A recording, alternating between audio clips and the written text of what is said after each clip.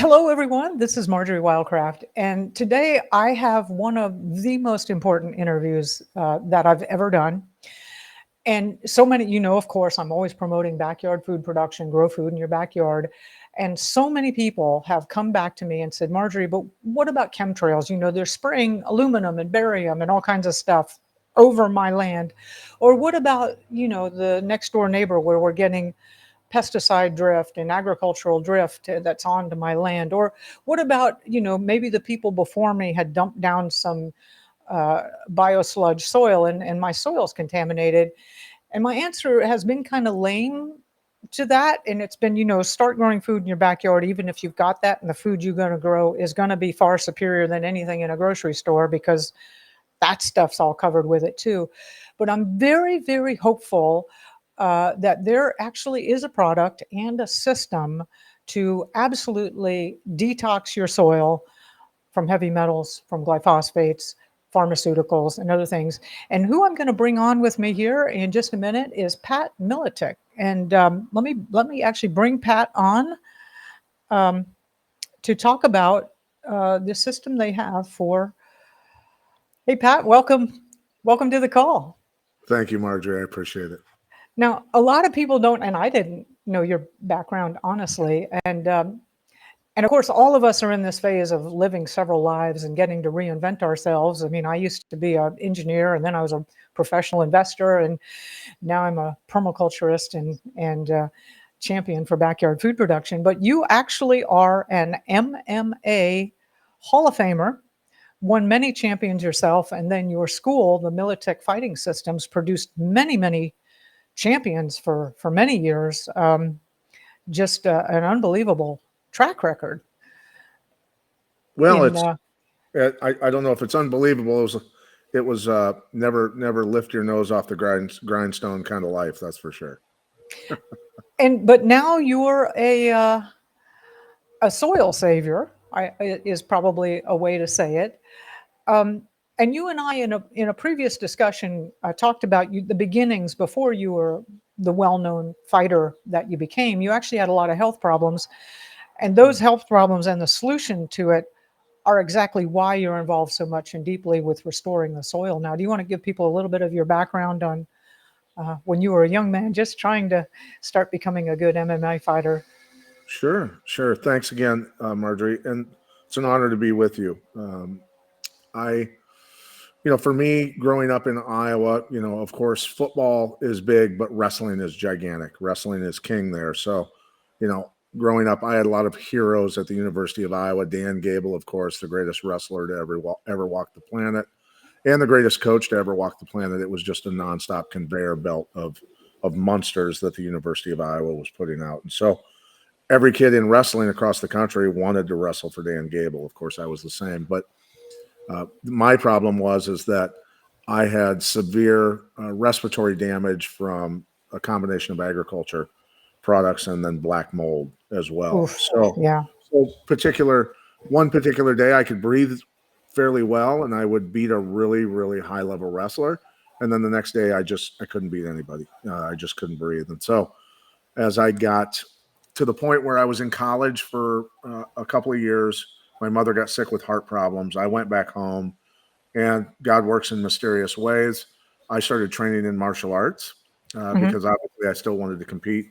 And I decided I got pretty good at it, and I decided to turn professional initially in kickboxing and Muay Thai. But I knew that if I did that without fixing my health issues, I was going to be in big trouble, probably end up getting hurt pretty severely. So I started to do a lot of research. And by the time I got done with research for several months, I put together a group of basically antioxidants and started to take those. And at about day 10 is when my respiratory system literally was completely healed. And Wow. It just changed my whole perspective on the world. I suddenly, where I would struggle with a 3-mile run, breathing through a straw full of mucus is the way I felt, to breathing through a crystal clear PVC tube. I could run as fast as I wanted, as long as I wanted. I was out running college cross country teams. All of a sudden at 5'10", I'm dunking basketballs and I'm just doing things I never dreamt of. And because I had figured that out, God sent me a download to do something about it. And I was able to win a world title because of that. and then was able to use those same components, those same inputs into my athletes to duplicate that many times. And a lot of the coaches would ask me back in those days, what supplements are your fighters on? Because Yeah.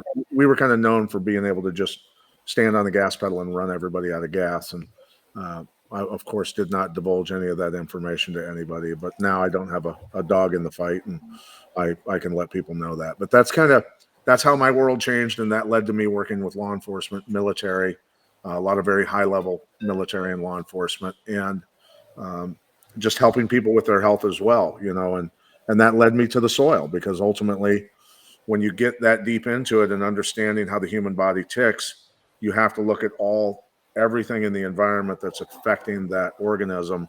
And of course, the soil being destroyed is doing damage to us.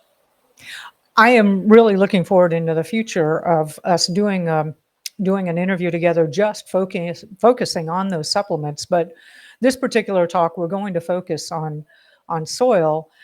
And so somewhere in your life, you met up with Will Spencer, who has for decades been doing research with microbes on soil microbiology and healing the soil that way. Do you want to talk a little bit about how you guys met and some of the work that Will has been doing?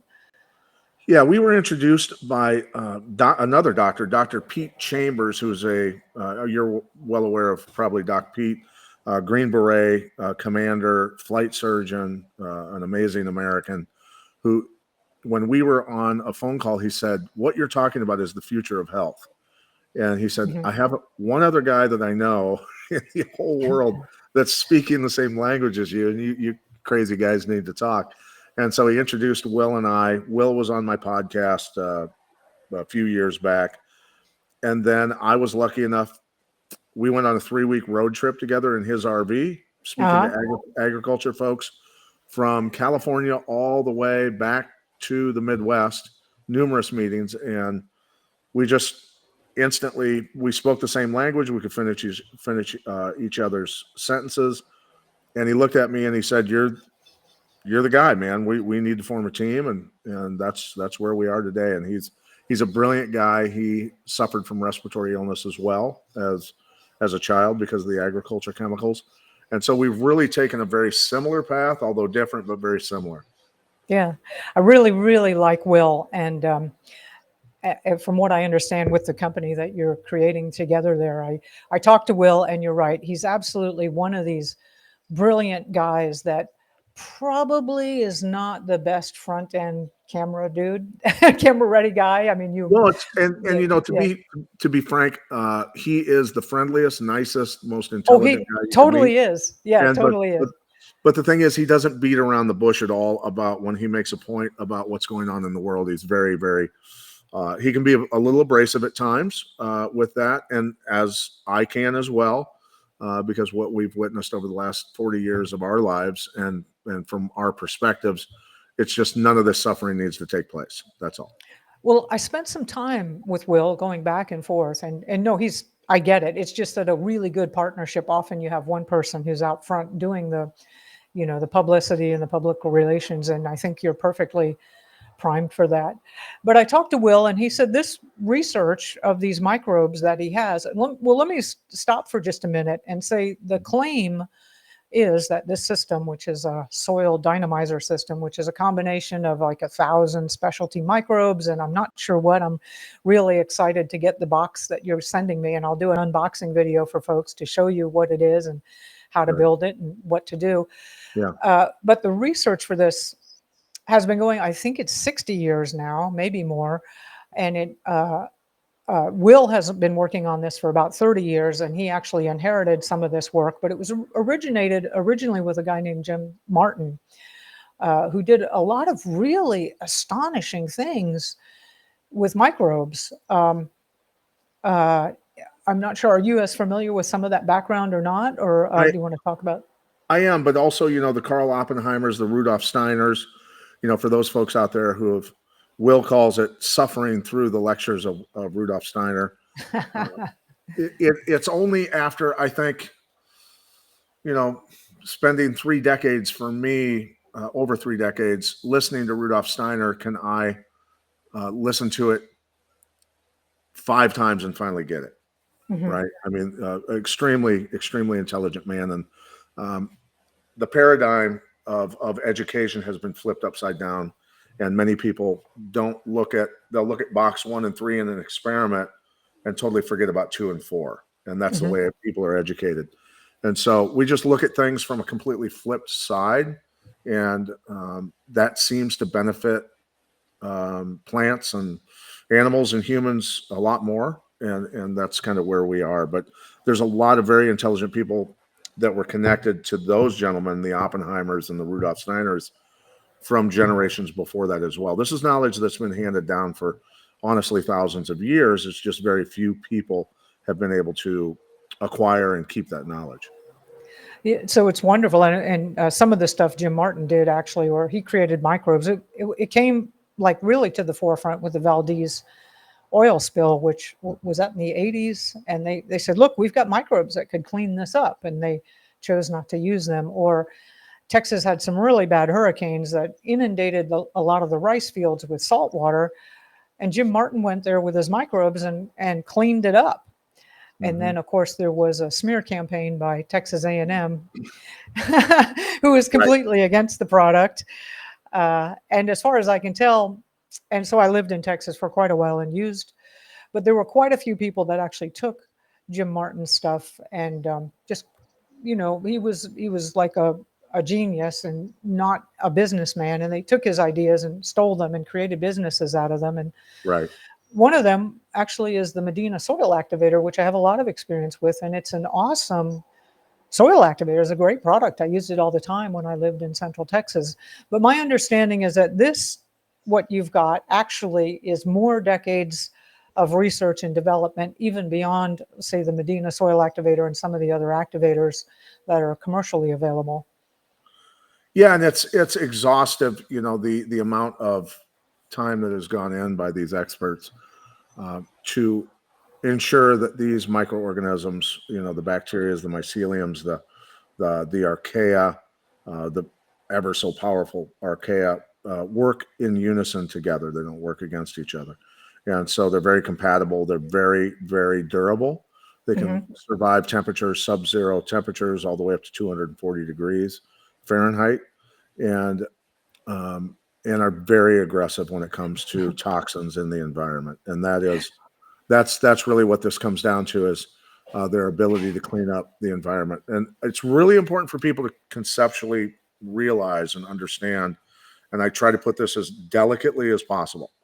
It's one thing to own a corporation that damages the environment and Hmm. thusly human beings. It's one thing to do that. Okay. I'm okay with you need to make money. I get it. And all the employees need to pay their bills. They need to take care of their children. But when there are forces that are tied to some of this, potentially stopping those of us who are trying to heal the environment, that's where I have a problem.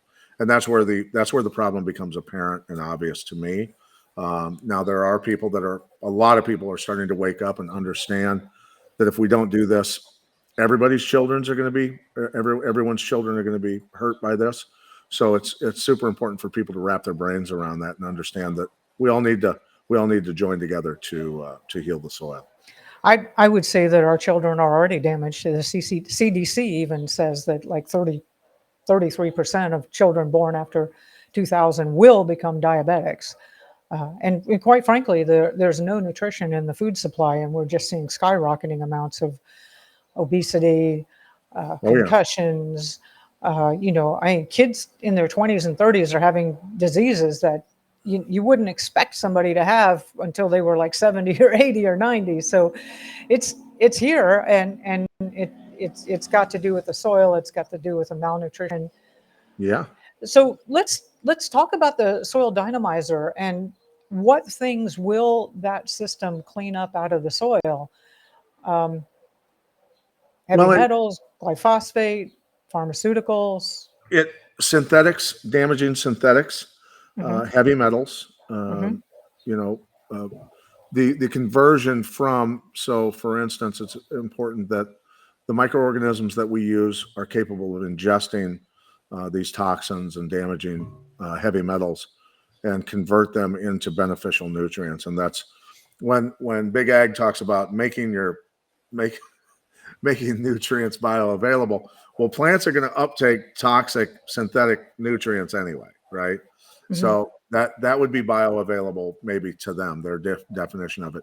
Bioavailable to me is what I'm going to put in my children that is going to go into their cells, feed their mitochondria to generate cellular energy, clean their cells out, and also repair potentially damaged DNA.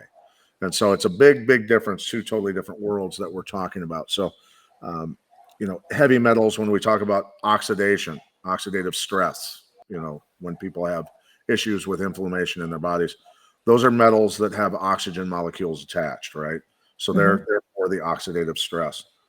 When archaea ingest those metals, they strip the oxygen off and place carbon molecules on, thereby making it truly bioavailable and beneficial to the cell and the mitochondria. So that's what these microorganisms do. And of course, archaea, cyanobacteria, and others are capable of assisting the plants and the soil in pulling elements, nutrients like nitrogen out of the atmosphere and converting it to usable forms of ammonia and things like that for the plant, right? Okay, I've got a whole spew of questions now. So the first off is a heavy metal is a heavy metal, and I've been talking to lots of different soil and plant testing laboratories, which I will post those interviews with for people who want to follow this project.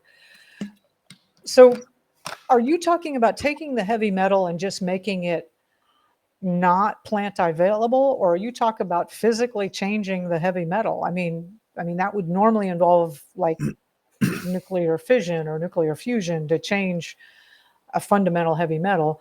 Whereas I could totally see maybe it's something that the bacteria do, or the microorganisms do, that make the heavy metal unplant available. Is that a distinction that where, am I going the right way with that, or what would you say to that? I think it's better to say that there's a lot of conventionally educated, brilliant people out there who have not been made aware of these types of. When we look at, I'm looking a little bit for my words here. It's very important to understand that we not question God's power. I think that mankind is really good at screwing things up because we take control instead of working and flying in unison with nature, if that's what you believe in, and allowing the power that nature has created with the downloads we're given to understand this and the conversion. So, one of the greatest plant geneticists on the planet, Lance Beam, who works with us, has, if you do an interview with him, he'll hold up the massive book on archaea, and he'll say this is the most incredible stuff. By the way, that was the guy on the first team to create the first genetically modified plants. That was a cotton crop. And so this guy's been around for a long time. He's a very, very smart guy. But it is as metals, the best way to explain it is as metals work their way to the surface into the soil, they are not bioavailable. They're damaging to organisms, mammals, and plants. The microorganisms in the soil were created by nature to convert those nutrients and therefore make them truly bioavailable and beneficial to all living organisms on the planet is the best way, I guess, that I could word it. Okay. So you're actually talking about some type of alchemy that our current scientific paradigms. Alchemy would describe man's activity. That would describe something that men are doing when it's not men doing it, right? We're just we're putting the things back into the soil that used to be there before, the Green Revolution and everything else, and allowing nature to do what it's always done. That's all it is. There's no hocus pocus. There's nothing up my sleeve. This is the power of nature. That's the way it's supposed to work. Well, so that also you're touching into the next question I had was, so we put these these organisms into the soil, are there any other consequences? We've all seen how you disturb something and then something, you push the balloon here and then something pops over there. These archaea or the other microorganisms that you're putting in, are there any, and I know that Will and Lance has been applying this for decades on different crops. Sure. Yeah. Side effects, right? Side effects. We always have to worry about side effects. The side effects are 800% more in Brix ratings in tests, more nutrients, raised oxygen levels in the soil, of course, increased nutrient levels for anyone that eats that: cattle, chicken, poultry, hogs, anything that's going to uptake these nutrients that have a high general vitality or life-giving value to them is then going to get moved down the food chain, right? So that's really what it comes down to. The side effects are 95 pay-per-view athletes and 12 world champions who are absolute human monsters, without drugs, without the use of drugs, without the use of synthetics, without the use of anything laboratory created. That's true power. That's the power of nature. And and my best way to put it from into human form, when we look at the UFC and what's going on now, not that any of the folks that will watch this necessarily are aware of the UFC, but the Kazakhstanis, the Russians, the Chechens, a lot of these types of athletes from Eastern Europe, where the soil has not been damaged with chemicals, are running through the competition right now in the UFC and have been for several years, because they're eating food from soil that's not damaged, that's very nutrient dense. It's very obvious, and it's hard to explain to the general population. You felt it because you do jujitsu. When you grab a hold of a person that feels like you're grabbing a piece of steel, and you feel that true power of what a human being is capable of, you understand what we are truly capable of. And by putting the components in the soil that create the plants, that create the animals, and the humans that we're capable of creating, that's not my power. That's just nature's power. Yeah, so I could tell everybody I'm a hobbyist, jiu-jitsu, a white belt, probably going to be promoted to blue belt sometime this year. And the feedback that I get all the time from other women, well, everybody that I roll with, is that like they just are very, very surprised at my strength. And some of them have privately asked me if I'm doing steroids, and I said no. Steroids are not at all anything I would begin to touch. I'm Miss Granola Bar Nature.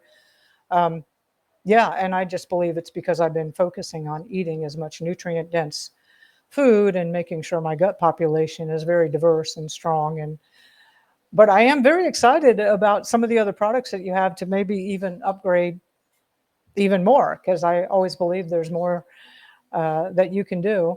And Sure. We'll see as I keep entering tournaments. They were quite shocked, actually, because I'm beating 23-year-olds and 30-year-olds and 17-year-olds, and I honestly felt like they were at a You're taking care of your body. You're putting the right nutrient dense food in your body. Therefore, it's going to operate. It doesn't matter what age you are, you're going to operate at a higher level, and they're witnesses to that by having you grab a hold of them, and that's a testament in itself. I mean, that's really a big deal. I don't know if people understand how big of a deal that is. You're not that you have to say your age, but you're older than 17, and you're smashing 17 and 20-year-olds and 25-year-olds. So that says a little bit. Yeah. No, I'm 61, and actually everybody in the gym is just, they're like, you do not have the body of a 61, or what we think a 61-year-old should be. Right. And, right. they're like, you're doing inversions, you're doing, all these things. I'm like, yeah, well, of course, I don't feel that much different from 20s, 30s, and 40s, Yeah. So that's great. And that's a book that I read probably 30 years ago, Dead Doctors Don't Lie, where yes. Where he mentions in the book, that men in the Himalayan foothills are fathering children into their late 80s, sometimes early 90s, because their bodies are operating correctly, because the nutrient levels, the densities, and the form of nutrients that they're getting in their food is just much higher quality. And that's the way it's supposed to be. Yeah, they're also exposed to a whole lot less toxic load than most of us in Sure. the Yeah. modern world are. So really, the two people talk about disease, and I'd say on the physical level, it's very simple. It's either malnutrition or toxicity. So you can address both of those issues and rapidly increase your or a combination of both, of course, where we're at here in America. But I don't, Dr. Zach Bush, I'm sure you've probably talked to him. Yeah. So I was for years going, wait a minute, disease doesn't exist. This is all being caused by our environment. There's no such thing as disease. The only way that we have differences, if we're from the same family and we're eating out of the same refrigerator, the toxins and the lack of nutrients are going to manifest similarly because we have similar genetics. But the people down the street who are drinking the same water with toxins in it, it may manifest in a different way for them. So it's just different. And when I heard him say this, I went, finally, somebody is saying what I've been thinking for so long, is that there's no such thing as disease. It's just different manifestations of inflammation. Could be arthritis for you, could be respiratory system for Jim down the street, could be something else totally different for me. So that's if we really take a step back and look at things, that's, from my observation anyway, after 38 years, that's really what's going on. Well, I definitely have a lot of respect for Zach Bush. I have spent some time with him, and his story is incredible. Brilliant guy, brilliant, absolutely brilliant. So many of the solutions are so simple. So I'm very excited that you and Will have partnered. Right now, the website is being converted. I loved Will's old website, but it looks sort of like Craigslist and could definitely use updating. And I will get information out to people. Will has normally been working with much larger, like 100 or 1,000 acres, especially with lands. Yes. And they've also been more focusing on yield, so measuring agricultural yields, whereas I'm actually going to be setting up a backyard experiment with just a simple raised bed garden, where we do half of it where we treat using the soil dynamizer system, and then the other side that we don't, and doing massive amounts of soil tests both before and after, and then of course sample tests of the foods that are produced on both sides before and after, to really just look at this data and see what we can see. I'll also be uploading videos with there's some really, really wonderful soil scientists that can dive in deep into different tests that I'm doing and why, and how to interpret the results. And I'm so excited, though, that you do have a product for like the homeowner, and it's really meant for like up to 5 acres, which I'm renting here a quarter of an acre. And Will was like, great, that'll last you for a year then. It costs about $100. And I'm like, that sounds like a really awesome solution. Yeah, you can spray every square inch of a quarter acre with a 0 to 5 acre box. You'll be able to treat it 20 times. So that's a couple years at least of minimum of nutrients for your property that you're on there. So yeah, we've got 0 to 5 acre, 5 to 10, 10 to 20, and 20 to 40 acre, and then anything above that, would be done, just consultation and special packages for them. We're doing. There's been a lot of data collected, a lot of testing done on a lot of grapes and tomatoes and vegetable farming, and the yields are much bigger.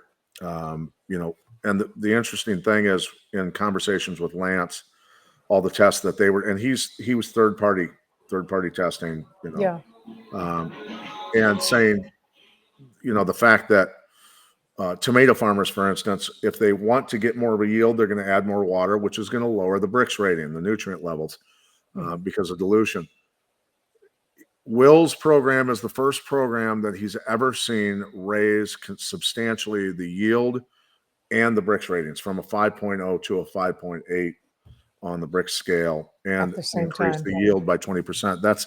He said that's in all of his years of 40 some years in agriculture, he's never seen anything like it. And then we've got Iowa farmers, friends of mine, doing tests on corn, and they're looking at, instead of one shoot with 1 ear of corn, they're looking at 3 shoots per plant with ears of corn. So doubling, tripling yields, things like that can be the make or break between a farmer. And for folks that don't know, the BRICS is BRIX, and it's a measure of the sugar content in a plant or a vegetable or fruit. And the sugar content is an indication of the overall mineralization of the plant. It can't produce that much sugar without being deeply mineralized. Just a sidebar for those of you that don't know what BRICS is. You can get a BRICS meter. It's a very, very simple little device. I don't know, $50 or $100, maybe even $20 to do your own measurements at some point in time. So anyway, just a sidebar. Yeah, no, I appreciate that. I appreciate you clarifying that for everybody. But so that's something, we're excited. We're excited because we've got a lot of folks that are, again, waking up. They know that the food is subpar, to say the least, if not very damaging.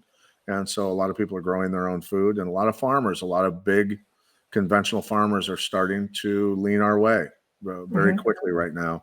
And so we're excited about that because, again, if the average profit for a farmer per acre in corn, say, for instance, is between $200 to $400 an acre, if you can triple their yield, that's an average $1,000 at market per acre for that corn. You're adding $2,000 on per acre to that $200 or $400. So they go on a 1,000-acre farm for making $200 to $400 or $200 to $400,000 that year to 1.4 or 2.4 million dollars that year, and that's how family farmers stay going. That's how that might actually make a family farm viable.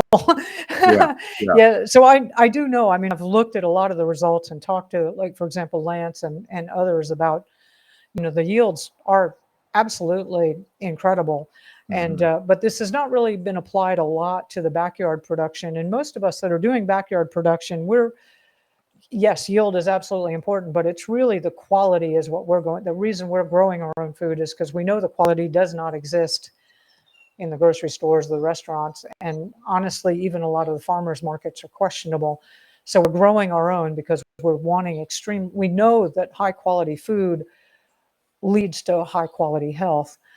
So this is a little bit different take. And I'm really, really stoked. I was telling you before the call that, literally, I get hundreds of offers every week for products to promote or research to do or whatever, and clearly do not have the time or the resources for that. And when I saw this, I said, this is such a potential game changer for everyone. And, honestly, the Grow Network's all about homegrown food on every table and stopping the destruction of the earth. Like, I really feel the main job that we have to do is eliminate the governments that are in existence and transform those. And then we've got one heck of a job in cleaning this planet up. And and I've always known there would be solutions. So I'm very hopeful, and believe that this is very promising, that this is a solution.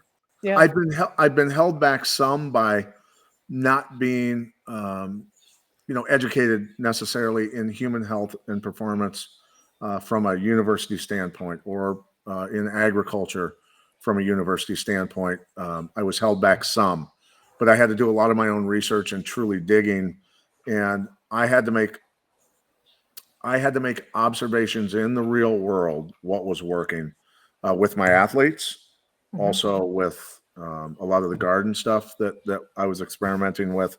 Back in the day, I started gardening in middle school, probably 12 years old. But through all those years, for me, when a friend of mine that we're doing tests at his massive garden, he's got a couple acre garden back in Davenport, Iowa, and he calls me up and he says, "Are you in town?" I said, "Yeah, I am." He said, you have to come look at this. So I went to his house, and he's got a whole grid set up with wires and 2x4 uprights and all of that stuff to hold his plants up. And it's all collapsed everywhere, from 10-foot tall tomato plants and 7-foot tall pepper plants. And the yields are so big, the plants are just overwhelming all the support systems. Yeah, all the grid systems are all collapsing and everything, and they're all over the place. And he's trying to fix it. And he goes, "My dad's been gardening for 50 years. He's never seen anything like this either." And so That's really what it's about. And when you eat a tomato that's grown biodynamically, that's when you realize what food is supposed to taste like. Organic is Exactly. awesome, but biodynamic, when you eat it, you realize that your taste buds are telling you you are eating true general vitality and life-giving nutrients. So yeah, It is taste so buds don't true. lie. Yeah, so true. I tell people, if you haven't ever eaten any homegrown vegetables, you've never eaten vegetables, Right. because Yeah. you just can't buy that Hmm. at the store. Yeah. Pat, I am so excited about this experiment. And for those of you watching, I'm going to be doing short videos of updates all the time, about building the garden bed and showing you exactly that. Interviews with soil scientists talking about the different testing methods, and then showing you all the results, the before tests, the after tests, everything in between. And Pat, I'm especially excited to have an interview with you about for what we can do for the human body, and what you've learned with the athletes, and what kind of products or materials that you have to increase the health and stamina of your average person. So I'm excited. I train jujitsu, and I'm looking at buying a bigger piece of land, which means I'm going to be doing a lot more physical work, and I really need to increase my stamina. So Sure. Sure. Yeah. I got to have enough energy to do both. And the thing is, and that's what you're talking about there is so important, because I've I've had a lot of meetings with farmers who have health problems in their families, right? Mhm. And one of the biggest ag guys in the country, his wife, he wasn't available, but so I met with his wife, and she had a lot of joint issues. We'll just say that, a lot of inflammation in her joints, pretty severe. And I said, here, use this, and have your husband call me. And we had a long meeting. It was an hour-long meeting. Great lady. And she texted me 4 days later and said she could put her wedding ring on for the first time in 4 years. Wow, And that's then big. he called me up. And said, "What'd you do to my wife?" And I said, "Same thing we want to do to your soil. That's what this is about." And so we had a great meeting. He had me speak at his convention, his ag convention, the first time several years ago. And it's for me, if we have to help, the family first with their health, so that they go, wait a minute, this actually is working. It's changing our outlook on our own health, our own life.